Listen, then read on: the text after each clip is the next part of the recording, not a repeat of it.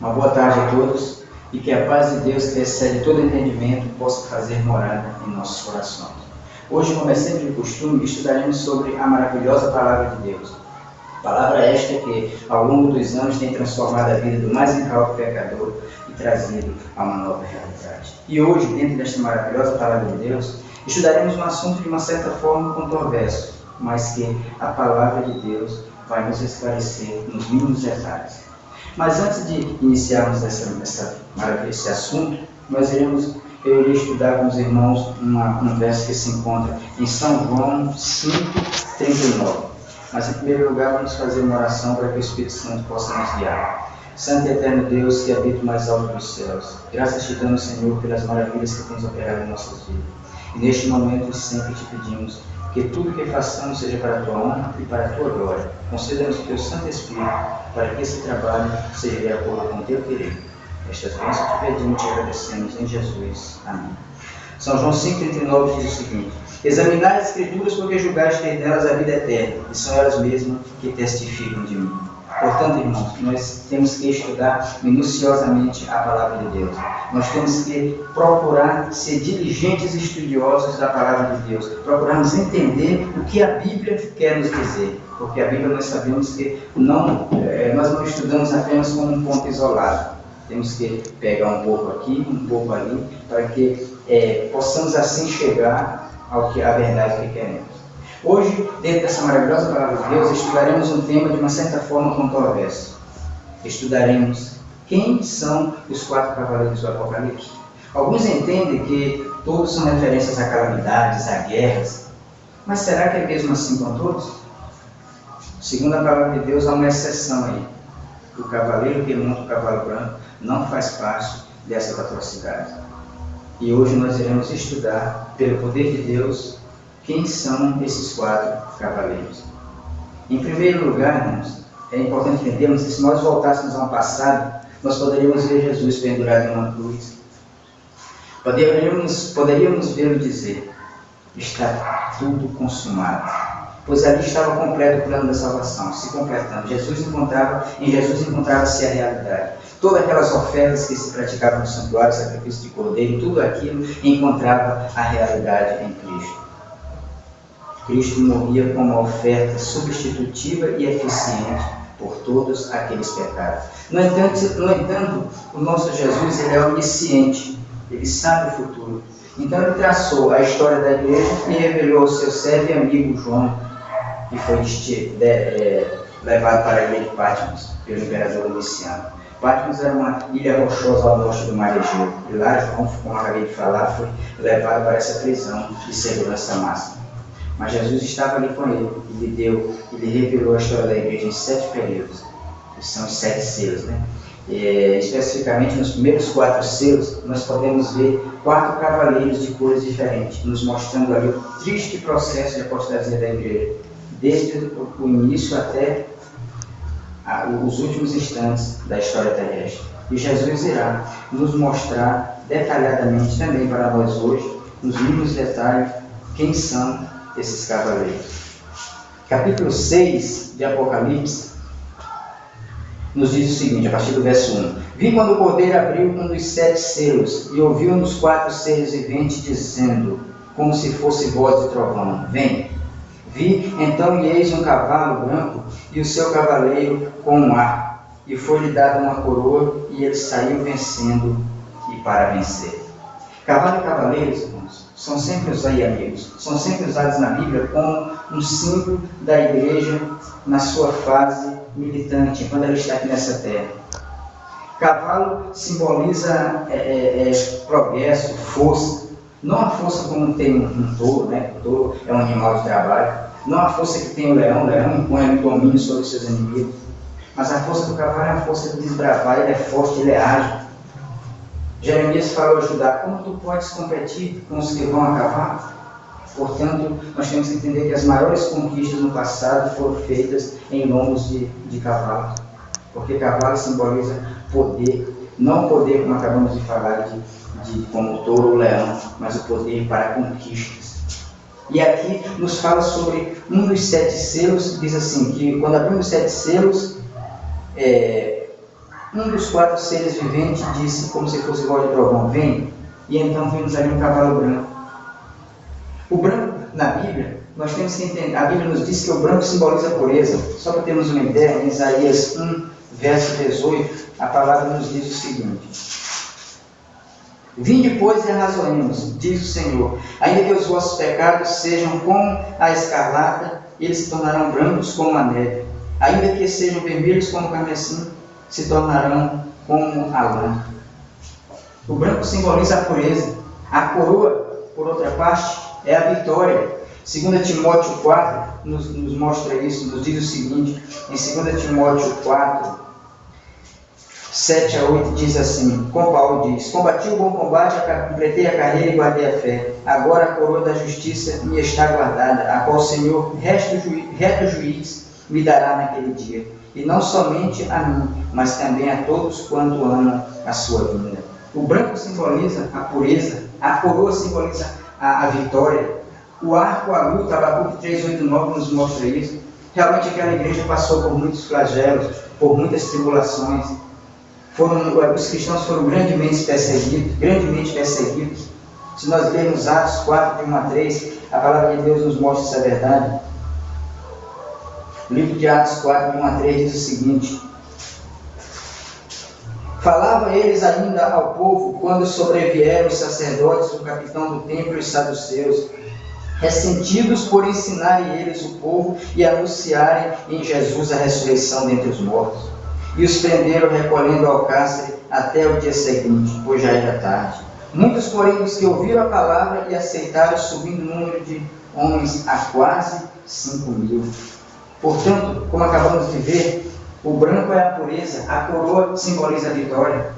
Apesar de encarcerados com as costas dilaceradas na prisão, as suas orações subiam a Deus com aroma agradável. E o acréscimo era 3.000, 5.000, o cristianismo progredia. Paulo pôde dizer em Colossenses 1:23 que o Evangelho foi anunciado a toda a nação debaixo da terra, ou melhor dizendo, debaixo do céu. Todo mundo existente pôde ouvir a mensagem de salvação. Uma época que não tinha telefone, não tinha rádio, não tinha avião, carro, livros, meio de comunicação nenhum. A comunicação era quase zero. Numa época como essa, eles puderam cravar a cruz ensanguentada de Emanuel acima da águia romana. Puderam, justamente como diz, vencer com Cristo Jesus. A época do cavalo branco, do ano 31 ao ano 100, a igreja foi vestida de branco, foi vestida com a pureza e a fé virginal da palavra de Deus. Homens e mulheres intransigentes, que o desejo era levar as boas novas de salvação aos outros. E assim, aqueles homens, como falamos, juntamente com Cristo, saíram vencendo e para vencer. O segundo selo, verso 3 diz assim: quando abriu o segundo selo, ouviu o segundo ser vivente dizendo: vem. E saiu outro cavalo vermelho, e ao seu cavaleiro foi dado tirar a paz da terra, para que os homens se matassem uns aos outros. Também lhe foi dada uma grande espada. Se formos buscar o significado da espada na Bíblia, Ezequiel 5:17 nos diz o seguinte: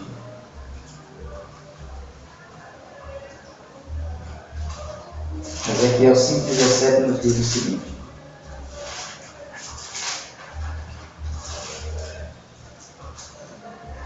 enviarei sobre vós a fome, as bestas feras que lhe desfilharão, a peste e o sangue passarão por ti, e trarei a espada sobre ti. Eu, o Senhor, falei. A espada simboliza a perseguição. Encontramos também um significado para o vermelho. Lá em Isaías 1:18, como acabamos de ler agora há pouco, diz o seguinte: Isaías 1:18 nos diz assim: vinde, pois, e arrazoemos, diz o Senhor, ainda que os vossos pecados sejam como a escarlata, eles se tornarão brancos como a neve, ainda que sejam vermelhos como o carmesim, se tornarão como a lã. A cor vermelha, irmãos, é a cor da perseguição, é o derramamento de sangue que ocorreu contra aqueles cristãos que não se compravam nem se vendiam. mas que levavam a verdade de Deus, podemos dizer, nua e crua. Esse selo ele foi do ano 100 ao ano 313, quando o imperador Constantino assinou o Edito de Tolerância em Milão. Os cristãos eram grandemente perseguidos. Uns eram jogados para feras, outros eram incendiados em achotes, sendo feitos postos luminares. Imperadores como Domiciano perseguiam os cristãos porque achavam que, se os cristãos crescessem, o império era suplantado. Trajano perseguia os cristãos porque achava que os templos eram mais frequentados. Marco Aurélio, ou seja, melhor, o imperador Adriano, perseguia os cristãos porque achava que se aquelas calamidades que estavam acontecendo ali era devido ao aumento dos cristãos, terremoto, enchente, tudo que era culpado dos cristãos. A época do imperador Décimo diz: ou o cristianismo será destruído ou o paganismo será. Mas a pior perseguição era Deus com Diocleciano. Apocalipse 2:10 diz assim: não temas as coisas que tens de sofrer. Eis que o diabo está para lançar em prisão alguns dentre vós para serem expostos à prova. E tereis tribulação de 10 dias. Ser fiel até a morte e dar-te-ei a coroa da vida. Essa foi a pior das perseguições. Teve duração de 10 anos. Como sabemos, a palavra de Deus em Números 14:34 e Ezequiel 4:6-7 nos diz que um dia profético é um ano. Então esses 10 dias são 10 anos, que duraram do ano 313 até 313. Essa perseguição teve 10 anos e acabou justamente com o Edito de Tolerância. Agora aí tudo era bom. Agostinho diz que agora a igreja é um pedaço do céu. Os padres foram feitos juízes não só em questões religiosas, mas também em questões civis. Houve também, enfim, uma longa disputa entre o Papa do Oriente e o Papa do Ocidente. Ficou confirmado aí que o Papa do Ocidente era a maior autoridade e que por volta de 325 realmente ele era a maior autoridade no Ocidente. Ou seja, nesse período a igreja estava começando a ficar boa, entre aspas. Ou seja, o cristianismo deixava de ser perseguido e passava agora a perseguir. Não o cristianismo verdadeiro, mas o cristianismo falso, o cristianismo apostado.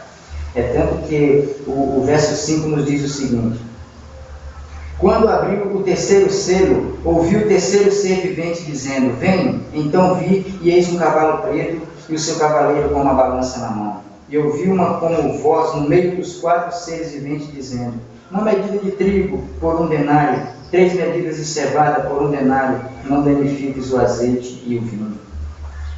Uma época de escassez. A escassez espiritual entranhou, se apossou do seio da igreja. E o apóstolo Paulo nos profetiza a respeito desse período negro, quando diz lá em 2 Tessalonicenses o seguinte: 2 Tessalonicenses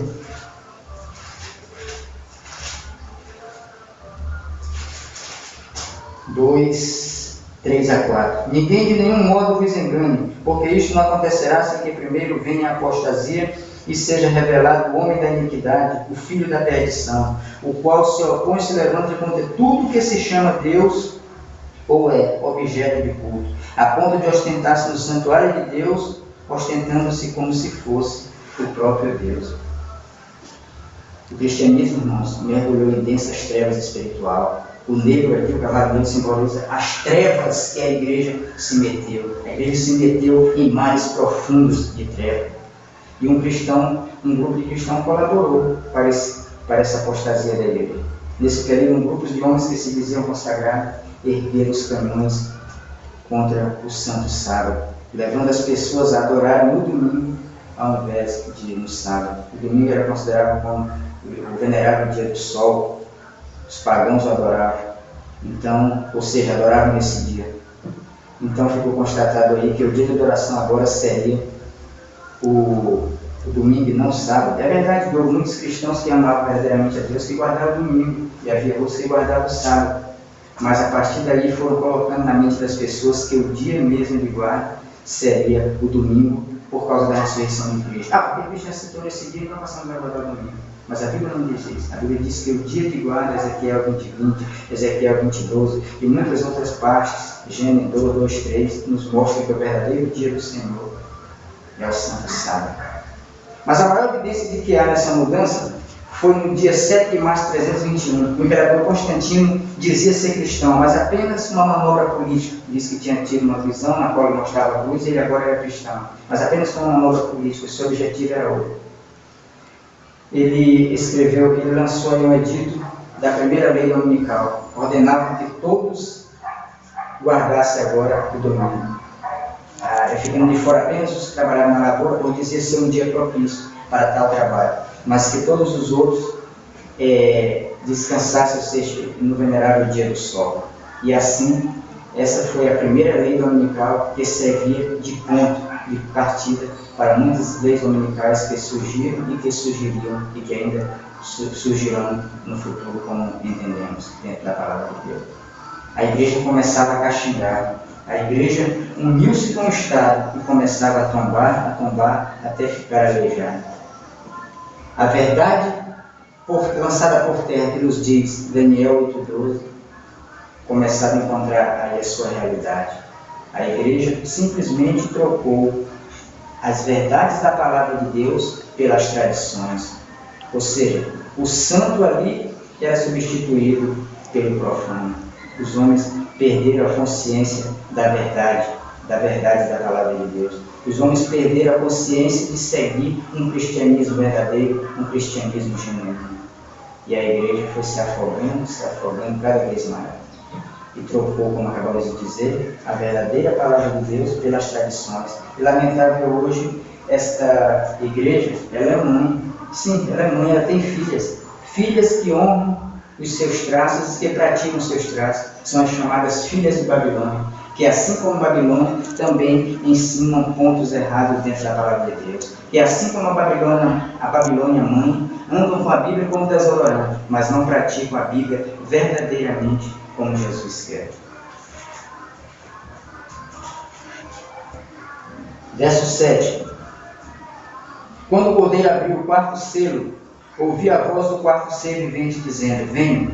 E olhei, e eis um cavalo amarelo, e o seu cavaleiro, sendo este chamado Morte, e o inferno o estava seguindo. E foi-lhes dada autoridade sobre a quarta parte da terra, para matar a espada pela fome, com a mortandade e por meio das feras da terra. Essa cor desse cavalo não é normal, é uma cor amarelada, a cor da morte. Quando disse que o inferno seguia, foi que, através desse período da igreja, uma grande mortandade foi efetuada contra o povo de Deus. O Papa, que era o líder geral, cabeça maior da igreja, desenvolveu uma perseguição terrível contra milhões de santos que preferiam morrer ao renunciar à doutrina pública.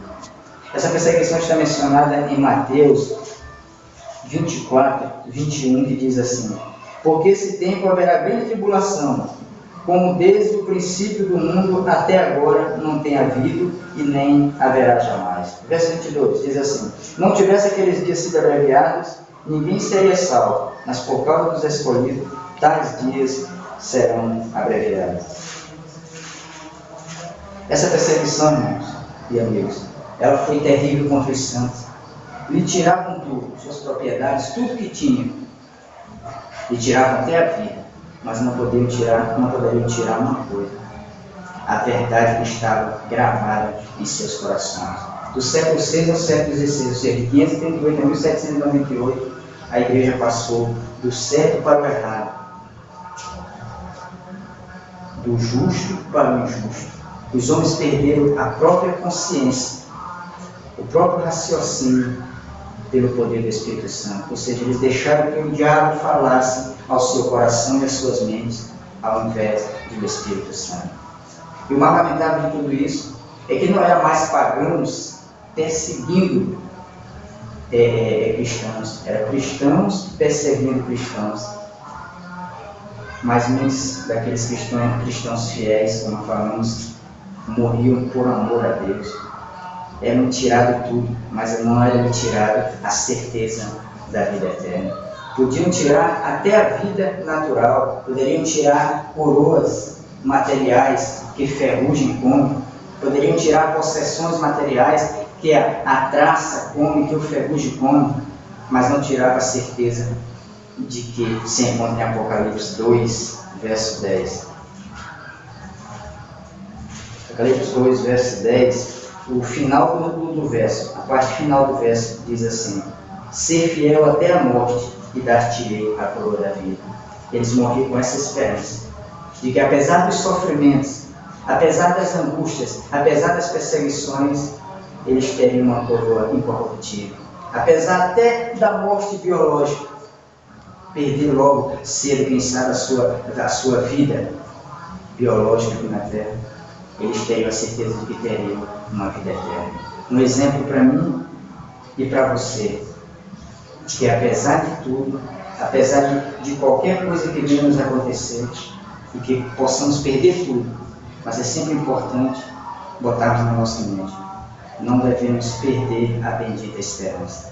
Não devemos perder a convicção de que o nosso Deus é fiel, de que um dia, se seguirmos os seus caminhos, seguirmos as suas pisaduras aqui na terra, não vacilarmos nem para a direita nem para a esquerda, mas seguirmos em frente os seus passos, é importante entendermos que nós também teremos a coroa da vida, uma coroa incorruptível, onde o ferrugem de maneira nenhuma a destruirá.